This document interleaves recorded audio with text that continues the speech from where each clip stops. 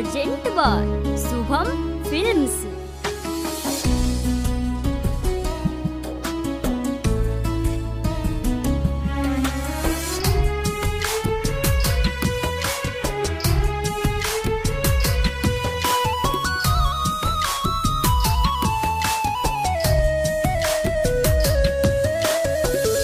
किस्मत के छोटे एगो हम ही तमानी, किस्मत के छोटे एगो हम ही तमानी। रोते लड़ी कोई यहाँ बीतल रोते जवानी, किस्मत के छोटे एगो हम ही तमानी, किस्मत के छोटे एगो हम ही तमानी। रोते लड़ी कोई बीतल रोते जवानी, किस्मत के छोटे एगो हम ही तमानी।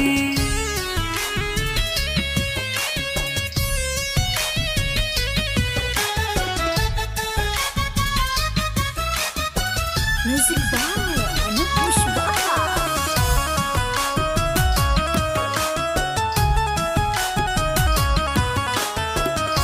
हमें ना समझ में कोई सन दौर बा, अपने ही देख के करतई गनर बा।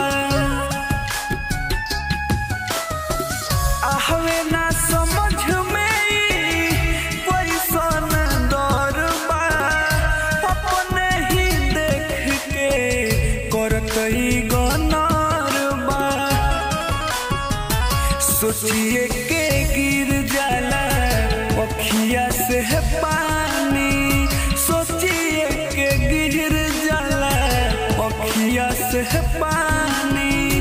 रोते लड़ी कोई यहाँ बीतल रोते जवानी, किस्मत के छोटे एगो हम ही तमानी।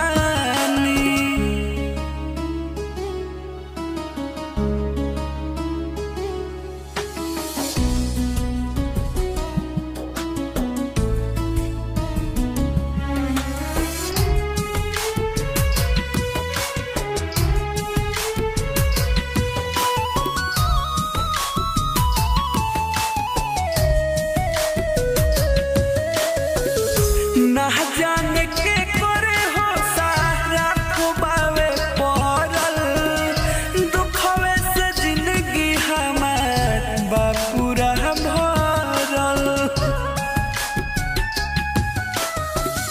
ना जाने के करे हो सारा खुबावे पड़ल, दुखवे से जिंदगी हमार बापूरा भरल।